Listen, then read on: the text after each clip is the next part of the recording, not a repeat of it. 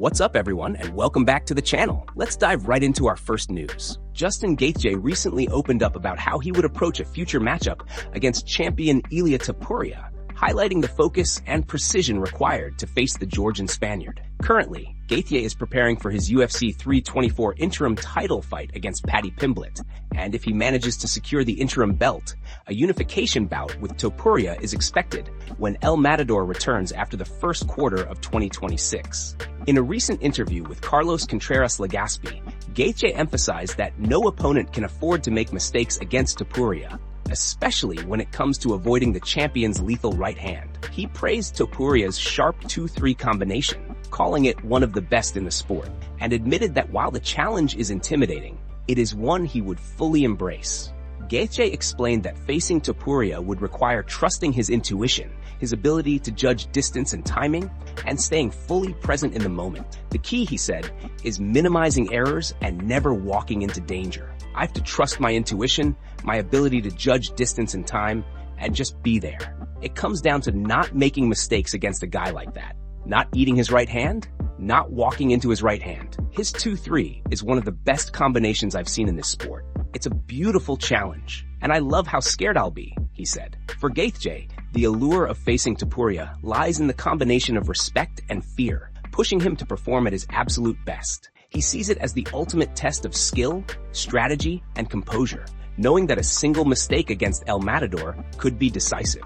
This mindset reflects Gaethje's competitive spirit and his readiness to rise to the occasion against one of the division's most dangerous fighters. And before we continue, make sure to leave a like on the video and subscribe to support the channel. Moving on to another news, the much talked about grappling match between Arman and Pimblett officially ended in a draw at the Hype FC event. The bout was scheduled for just 6 minutes, and while expectations were high, the action failed to deliver a decisive moment. Neither fighter was able to secure a submission during the short time limit, although Arman did manage to score 2 takedowns, which became one of the few clear highlights of the match. Despite that, the judges ruled it a draw, leaving many fans frustrated and confused by the outcome. The setting and structure of the match also drew criticism. Fans pointed out that the platform looked more like a classic boxing-style octagon rather than a proper grappling surface, which they believe limited scrambles and submission attempts. Many felt that both Arman and Pimblett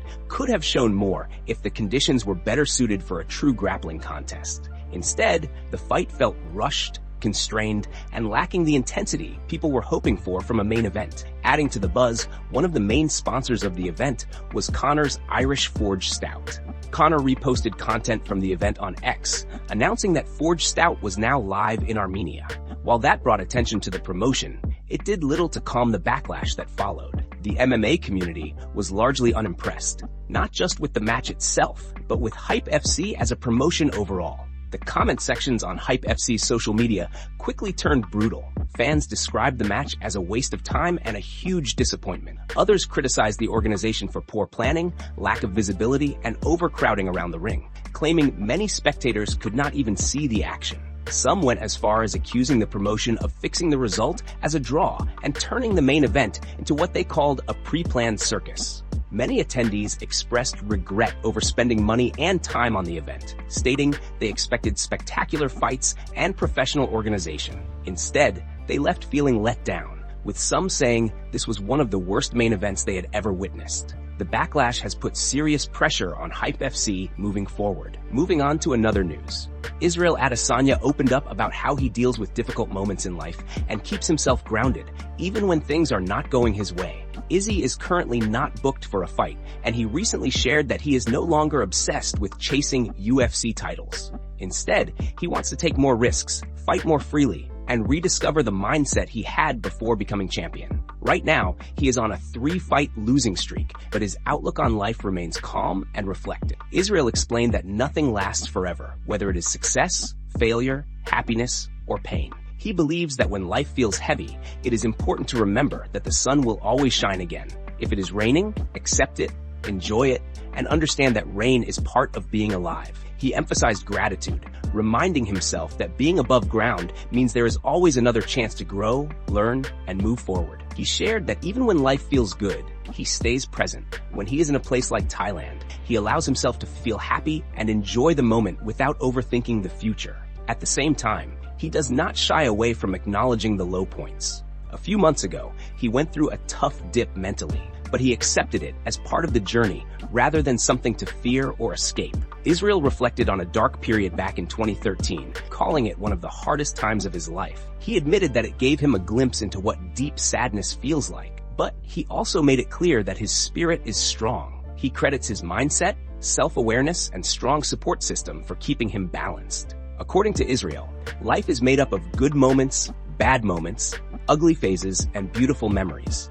None of them last forever, so the key is to experience all of it fully, stay cool under pressure, and keep moving forward with confidence and self-belief. Moving on to another news. Matt Brown has made it clear that he does not believe Francis Ngannou regrets leaving the UFC, despite recent comments that sparked heavy discussion across the MMA world. Francis recently showed interest in a possible fight with Jon Jones on a rumored UFC White House card, even though he still has one fight left on his PFL contract. While that idea was quickly shut down by Dana White, the mere mention of it led many fans to wonder if Francis was second-guessing his decision to walk away from the UFC. Matt Brown completely disagrees with that narrative. In his view, Francis made the smartest move possible in terms of prize fighting. Brown believes the comments about Jon Jones come from Francis being a true competitor who wants to fight the best, not from regret. He pointed out that Francis made more money from a single boxing match than he would have earned during his entire UFC run.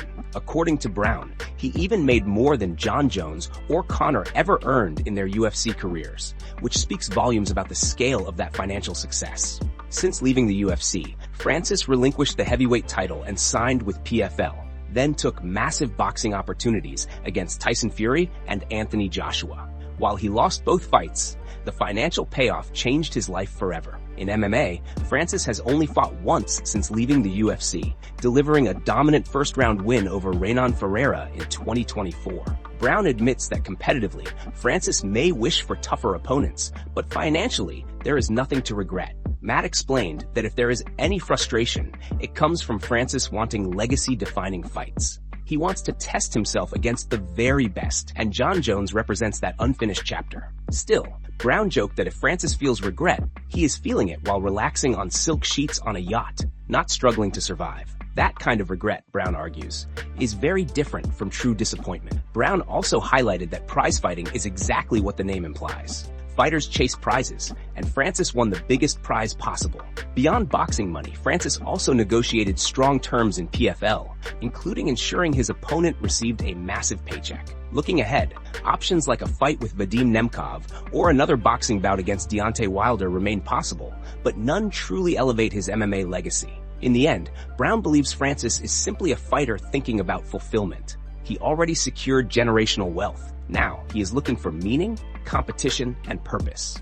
In terms of prize fighting, Matt Brown says Francis Ngannou already won, and he got the fucking prize. Moving on to another news. Ilia Faber has given his clear prediction for the upcoming Justin Gaethje versus Paddy Pimblett clash at UFC 324, where the interim lightweight title will be on the line. Speaking in an interview, Ilia explained why he believes Justin Gaethje has the edge in this high-stakes matchup. According to him, Gaethje is the kind of fighter who truly enjoys a brutal, knockdown, drag-out fight and thrives in chaotic exchanges. While he acknowledged that Paddy Pimblett also loves to fight and bring pressure, Ilia feels Gaethje is more comfortable standing his ground and going fist for fist when things get violent. Ilia pointed out that Justin Gaethje's mindset plays a big role in this prediction. He believes Gaethje embraces adversity inside the cage and is willing to walk through fire if it means breaking his opponent. That willingness to trade, combined with his experience at the highest level, is something Ilia thinks could overwhelm Paddy over the course of the fight. He made it clear that this is not a knock on Paddy's toughness or heart, but rather a recognition of Gaethje's unique appetite for damage and pressure. Another key factor Ilia highlighted is Justin Gaethje's wrestling background. He referenced Gaethje's Division I wrestling as an important tool that can neutralize some of Paddy Pimblett's biggest strengths. Paddy is known as a dangerous and aggressive grappler, especially when it comes to submissions and scrambling on the ground. However, Urijah believes Gaethje has the defensive awareness and physical strength to shut those opportunities down. In Urijah's view, if Justin Gaethje can dictate where the fight takes place and keep it in the areas he prefers, that control will ultimately give him the advantage. He sees Gaethje's toughness, experience, and ability to impose his will as the deciding factors in what promises to be an intense and explosive interim title fight. Moving on to another news. Bryce Mitchell is stirring up serious controversy after sharing a wild conspiracy involving Jake Paul and Anthony Joshua.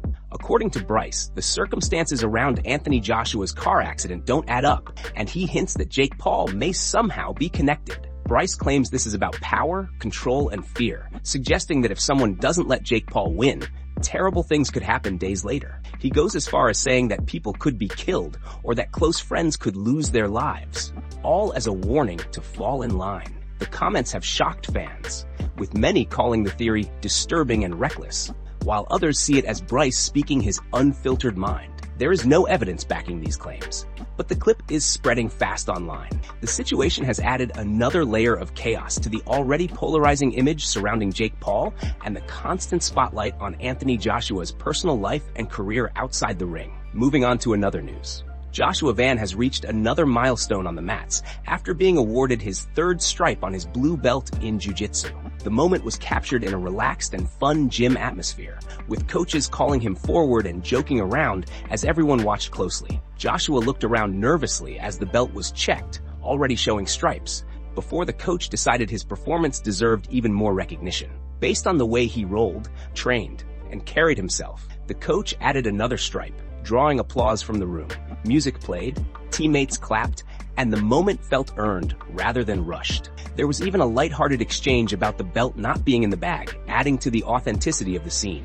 The achievement highlights Joshua's steady progress in grappling, proving his dedication beyond competition and showing that his growth in jiu-jitsu is matching his rise as a fighter. Moving on to another news. Henry Cejudo is officially stepping back onto the wrestling mats as he prepares to headline RAF 6 in February, marking a new chapter following his retirement from UFC competition. Promotional officials confirmed that the Olympic gold medalist and former two-division UFC champion will compete at RAF 6 on February 28th at Mullet Arena in Tempe, Arizona, with the event streaming exclusively on Fox Nation. As of now, no opponent has been announced for Henry, but his return has already generated strong interest among fans. The card will also feature longtime UFC veteran Clay Guida, who is set to compete in the co-main event against an opponent to be named later. Henry recently announced his retirement for the second time after his final appearance at UFC 323. In that bout, he suffered a unanimous decision loss to Peyton Talbot, extending his losing streak to 4 fights. Henry's return to wrestling comes after a difficult run following the end of his first retirement. That initial retirement came after he stopped Dominic Cruz in the second round at UFC 249 in May 2020. After spending like 3 years away from competition, he made his comeback, but was unable to regain momentum. He dropped a split decision to then bantamweight champion Aljamain Sterling at UFC 288 in May 2023. Followed by a unanimous decision loss to Merab, and later a technical decision loss to Song Yadong in the main event of UFC Seattle. Despite the recent setbacks, Henry's legacy in combat sports remains historic. Before transitioning to mixed martial arts, he achieved one of the highest honors in wrestling by winning an Olympic gold medal in 2008. At just 21 years old, he became the youngest American to ever accomplish that feat at the time. Now, with MMA behind him, Henry is returning to his roots, focusing on wrestling and headlining RAF 6 as he continues to compete on his own terms and redefine the next phase of his career. Moving on to another news. Arman has finally addressed the speculation surrounding a potential grappling match with Islam Makhachev, making it clear why such a bout will never happen. Since being denied a UFC title shot, Arman has stayed active, most recently facing Sharaputin Magomedov at Hype FC in Armenia. That grappling match ended in a 6-minute draw, keeping Arman busy while fans speculated about future opportunities. Following the Magomedov bout, Arman revealed that Red Corner MMA informed him Islam has no interest in a grappling match. According to Arman, Makachev believes that grappling outings simply cannot match the financial rewards he earns in the UFC. Arman agrees with that reasoning, understanding the reality of the sport's economics. He explained, "In the short term, this grappling match won't happen because Islam makes very big money in the UFC. I don't think anybody can afford to pay him that amount of money." Arman and Islam have a history that dates back to 2019, when Arman made his UFC debut against Makachev, losing by unanimous decision. Their rivalry was set to continue in 2025 at UFC 311, with Islam holding the lightweight title and Arman slated to challenge him for the championship. Unfortunately, Arman had to withdraw from the bout due to a back injury, postponing what could have been a major showdown in the division. While fans continue to speculate about dream matchups, Arman's comments make it clear that a grappling encounter with Islam is unlikely in the foreseeable future. Financial realities, past injuries, and the high stakes of UFC competition ensure that this matchup will remain in the realm of speculation rather than reality, at least for now. That's it from MMA Pulse News. Thanks for watching. Don't forget to leave a like and subscribe for your daily dose of MMA news.